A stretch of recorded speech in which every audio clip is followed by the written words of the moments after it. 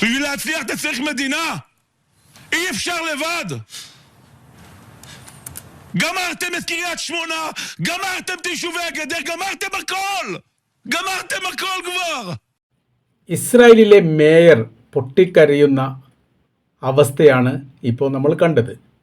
ഇത് ഒരു മേയർ മാത്രമല്ല, ഭരണസാരഥ്യം വഹിക്കുന്ന വ്യത്യസ്ത തരത്തിലുള്ള ആളുകൾ രംഗപ്രവേശനം ചെയ്ത് മീഡിയകൾക്ക് മുൻപാകെയും സോഷ്യൽ മീഡിയകൾക്ക് മുമ്പാകെയും വികാരഭരിതരായിക്കൊണ്ട് കരയുകയും നിലവിളിക്കുകയും യുദ്ധം നിർത്താൻ വേണ്ടി ഇസ്രായേൽ സർക്കാരിനോട് ആവശ്യപ്പെടുകയും ചെയ്യുന്നു.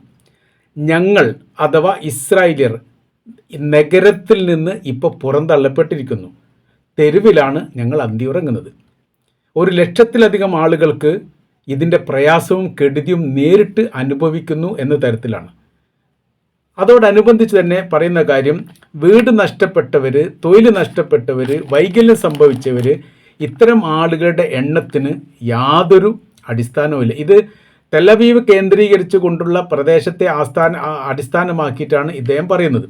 അതല്ലാതെ 1,00,000 അവിടെയുള്ള ജനസംഖ്യയിലുള്ള 95% യുദ്ധവുമായിട്ട് ബന്ധപ്പെട്ട കെടുതിയും ദുരന്തവും അനുഭവിക്കുന്നു എന്ന കാര്യത്തിൽ യാതൊരു തർക്കവുമില്ല. പക്ഷേ ഇദ്ദേഹം അയാളുടെ ഏരിയകൾ കേന്ദ്രീകരിച്ചുകൊണ്ടാണ് പറയുന്നത്. വളരെ പെട്ടെന്ന് തന്നെ യുദ്ധം അവസാനിപ്പിക്കണം. ഈ യുദ്ധത്തിൽ ജയിക്കാൻ വേണ്ടി സാധിക്കുകയില്ല. സർവനാശം വിതക്കുന്ന രീതിയിലുള്ള പ്രവൃത്തി നമ്മുടെ ശത്രു രാജ്യം ചെയ്യുന്നു. അതിനെ അതിജീവിക്കാൻ നമുക്ക് സാധിക്കുന്നില്ല. വൈകാരികമായ ഈ രീതിയിൽ ഈ വിഷയത്തിൽ ഇടപെട്ടത് കൊണ്ട് കാര്യമില്ല.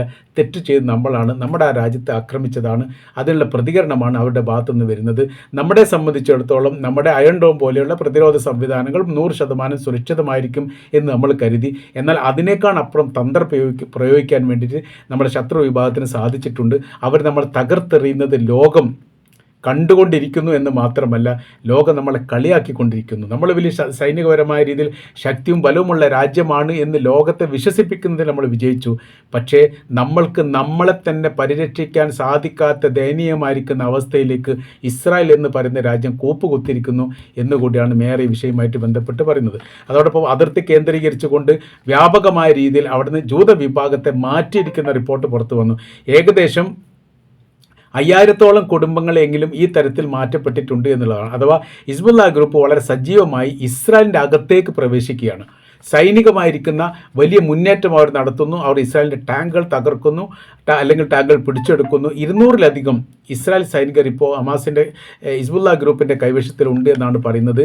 80-ലധികം മിസൈൽ ആക്രമണമെങ്കിലും അതിർത്തി കേന്ദ്രീകരിച്ചുകൊണ്ട് തുരുതുര ഹിസ്ബുള്ള ഗ്രൂപ്പ് വിക്ഷേപിച്ചിട്ടുണ്ട്. പ്രതിരോധിക്കാൻ വേണ്ടി ചിലതിന് മാത്രമേ സാധിച്ചിട്ടുള്ളൂ. ബാക്കിയുള്ള എല്ലാ ഭാഗങ്ങളും ലക്ഷ്യം കണ്ടിരിക്കുന്നു എന്നാണ്. മാർഗേറ്റ് മനാറ എന്ന് പറയുന്ന മേഖല അതൊരു ഗ്രാമീണ നഗര മേഖലയാണ്. ഈ മേഖല അവർ കയ്യേറിയിരിക്കുന്നു ഹിസ്ബുള്ള ഗ്രൂപ്പ്.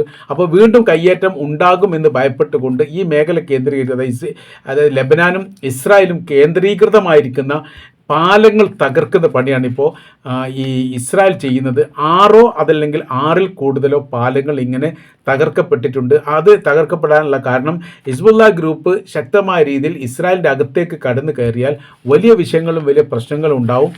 അതിനെ പ്രതിരോധിക്കാൻ വേണ്ടിയിട്ടാണ് ഇത് ചെയ്യപ്പെട്ടതാണ്. അതായത് ലിത്വാന നദി എന്ന് പറയുന്ന വളരെ പ്രസിദ്ധമായിരിക്കുന്ന ഒരു നദിയുണ്ട്. 2 രാജ്യത്തിൻ്റെ അതിർത്തി പങ്കിടുന്ന ഭാഗത്തിലൂടെയാണ് ഇത് ഒഴുകിക്കൊണ്ടിരിക്കുന്നത്. ഇവിടേക്കുള്ള പാലമാണ് തകർക്കപ്പെട്ടത്. ഹിസ്ബുള്ള ഗ്രൂപ്പിന് വളരെ എളുപ്പത്തിൽ, അല്ലെങ്കിൽ ലെബനാനുകൾ വളരെ എളുപ്പത്തിൽ ഇസ്രായേലിലേക്ക് പ്രവേശിക്കുന്ന പാകത്തിലുള്ളതാണ് ഈ പറയപ്പെട്ട പാലങ്ങളെല്ലാം. അത് 6 അതിൽ കൂടുതൽ തകർക്കപ്പെട്ടിട്ടുണ്ട് എന്നുള്ളതാണ്. അപ്പോൾ ഇതിൽ നിന്ന് വ്യക്തമാകുന്ന ഒരു രീതി എന്ന് പറയുന്നത്, പ്രതിരോധിക്കാൻ വേണ്ടി യഥാർത്ഥത്തിൽ സാധിക്കാത്ത വിധം ഇസ്രായേലിനെ സംബന്ധിച്ചിടത്തോളം തകർന്നിരിക്കുന്നു. കാര്യം എന്ന് പറഞ്ഞാൽ ഇസ്രായേലിൻ്റെ അകത്ത് തങ്ങൾ സുരക്ഷിതരല്ലെന്ന് ഒരു മേയർ അല്ലെങ്കിൽ ബന്ധപ്പെട്ട അധികാരികൾ, ഭരണസാരഥ്യത്തിലുള്ള ആളുകൾ വിളിച്ചു പറയണമെങ്കിൽ അവരുടെ അവസ്ഥ നമ്മൾ മനസ്സിലാക്കണം. ചരിത്രത്തിൽ ഇങ്ങനെയൊന്നും ലോകം കേട്ടിട്ടില്ല. ഇസ്രായേലിനെ നേരിട്ട് കയറി ആക്രമിക്കുക, അവർക്ക് നാശങ്ങൾ ഉണ്ടാക്കുക, അവർക്ക് പ്രശ്നങ്ങൾ ഉണ്ടാക്കുക എന്ന് പറഞ്ഞാൽ ഒരു കാലത്തും ഒരു മുസ്ലിം രാജ്യം ചെയ്യാത്തതാണ്. വളരെ എളുപ്പത്തിൽ, വളരെ ആനന്ദിച്ചു കൊണ്ടാണ് യഥാർത്ഥത്തിൽ ഇറാൻ എന്ന് പറയുന്ന രാജ്യം ഇപ്പോൾ ഇസ്രായേലിനെ ആക്രമിച്ചുകൊണ്ടിരിക്കുന്നത്. അതുകൊണ്ടാണ് അവർ ആവർത്തിച്ച് പറഞ്ഞത് ഞങ്ങൾ യുദ്ധത്തിന് തയ്യാറാണ്. 5 വർഷം തുടർച്ചയായ രീതിയിൽ യുദ്ധം ചെയ്യാനുള്ള എല്ലാ സാമഗ്രികളും സംവിധാനങ്ങളും തങ്ങൾ ഉണ്ടാക്കിയിരിക്കുന്നു എന്ന് കൂടെ അവർ പറയുന്നു. അതോടനുബന്ധിച്ച് ഇപ്പോൾ ഈ അറേബ്യൻ മേഖലയിൽ നിന്ന് വരുന്ന മറ്റൊരു പ്രസ്താവന ഇതിൻ്റെ കൂടെ നമുക്ക് പറയേണ്ടതുണ്ട്. അതായത് ഇറാൻ ഹോർമുസ് കടൽ അടച്ചതോട് കൂടിയിട്ട് അത് ഒഴിവാക്കിയിട്ട് പുതിയൊരു പാത ഉണ്ടാക്കുന്നതിനെ കുറിച്ചിട്ട് അറേബ്യൻ രാജ്യങ്ങൾ ആലോചിക്കുന്നു. അത് സൗദി അറേബ്യയും UAE-യുമാണ് ഈ വിഷയവുമായിട്ട് ബന്ധപ്പെട്ട് മുന്നൊരുക്കം നടത്തുക. അഥവാ ഇറാനുമായിട്ട് ഏറ്റുമുട്ടാൻ തങ്ങളില്ല, ആക്രമിക്കുകയാണെങ്കിൽ പ്രതിരോധിക്കുക മാത്രമാണ് ചെയ്യുക. അതല്ലാത്ത രീതിയിൽ അവരുമായിട്ടൊരു തുറന്ന യുദ്ധത്തിന് താല്പര്യമില്ല, അറേബ്യൻ രാജ്യങ്ങൾക്ക് താല്പര്യമില്ല. അവരെ ആക്രമിക്കാൻ വേണ്ടി പരസ്യമായ രീതിയിൽ അറേബ്യൻ സേനയോ സംവിധാനമോ അമേരിക്കയെ കൊണ്ട് സഹായിക്കുകയില്ല. പിന്നെ ഞങ്ങൾ എന്ത് ചെയ്യുന്നു, ഈ ഹോർമുസ് കടലുമായിട്ട് ബന്ധപ്പെട്ട് വലിയ പ്രതിസന്ധി ഉള്ളതുകൊണ്ട് അതിന് പുതിയൊരു റൂട്ട് മാപ്പ്, ഒരു മാർഗ്ഗം കണ്ടെത്തിയിരിക്കും. അത് ദമാം തുറമുഖത്തിൽ നിന്ന് ഷാർജ തുറമുഖത്തേക്ക് ഈ കപ്പലിനെ എത്തിക്കുകയും അത് അവിടെ നിന്ന് പിന്നീട് റോഡ് മാർഗം കോർഫുഖാൻ തുറമുഖത്തേക്ക് എത്തിക്കുകയും ചെയ്യുന്ന ഒരു പാതയാണ് അവരിപ്പോൾ ഉണ്ടാക്കിയിരിക്കുന്നത്. ഖത്തർ, ഈ ബഹ്റൈൻ, അബുദാബി തുറമുഖങ്ങൾ ഈ മേഖലയോടെ ബന്ധപ്പെട്ട് കിടക്കുന്നു. അവരും കൂടി സഹകരിച്ചിട്ടാണ് ഇത് ചെയ്യുന്നത്. ഇത് പരസ്പരം അങ്ങോട്ടും ഇങ്ങോട്ടും ബന്ധിപ്പിച്ചുകൊണ്ട് വലിയ രീതിയിലുള്ളൊരു സംവിധാനമാണ് ഇപ്പോൾ ഒരുക്കുന്നത്. അപ്പോൾ അതിൽ വിഷയം പറഞ്ഞ ഷാർജയിൽ നിന്ന് കോർഫുഖാനിലേക്ക് ഏകദേശം 124 കിലോമീറ്റർ ദൂരം കരമാർഗം പോകണം എന്നൊരു പ്രശ്നം മാത്രമേ ഇപ്പോൾ അവിടെ നിലനിൽക്കുന്നുള്ളൂ. ബാക്കിയെല്ലാം വിഷയമല്ല. ബാക്കിയെല്ലാം കടൽമാ ഷാർജ, പിന്നെ ഷാർജയിൽ നിന്ന് ഈ അവരുടെ ദമാമിൽ നിന്ന് ഷാർജ, അവിടുന്ന് പിന്നെ കോർഫുഖാൻ, ഈ പറയപ്പെട്ട ചെറിയൊരു പ്രദേശം, അതായത് 124 കിലോമീറ്റർ എന്ന് പറഞ്ഞ് ഷാർജയിൽ നിന്ന് കോർഫുഖാനിലേക്കുള്ള 124 കിലോമീറ്റർ കരമാർഗം എത്തിക്കുന്ന സമയത്ത് സാമ്പത്തികം ഒരുപാട് കൂടുന്നുണ്ട്.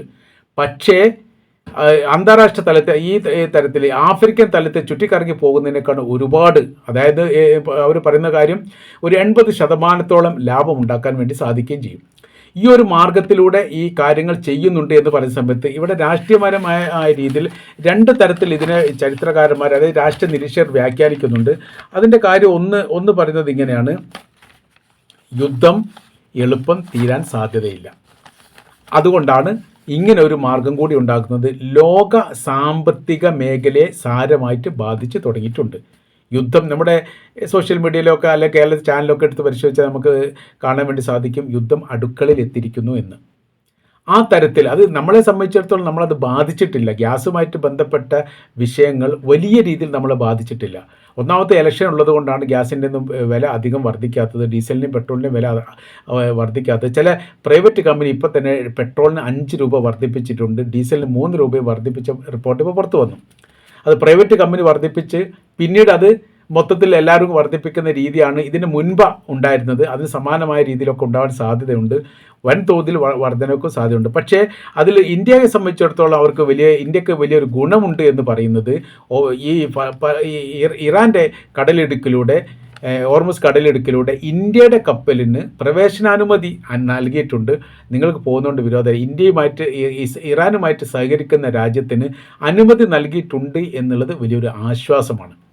അങ്ങനെ ഈ കപ്പലുകൾ വന്നുകൊണ്ടിരിക്കുന്നു. എന്നാലും ഇന്ത്യക്ക് ഒരുപാട് കപ്പലുകൾ അവിടെ നിന്നിട്ട് വരാനുണ്ട് എന്ന റിപ്പോർട്ടും പുറത്തു വരുന്നു.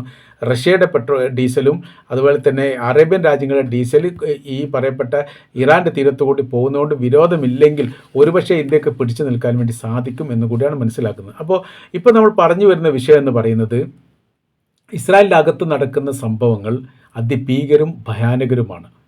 അവിടെ നിന്ന് ഒരു സത്യം പോലും പുറത്തു വിടുന്നില്ല.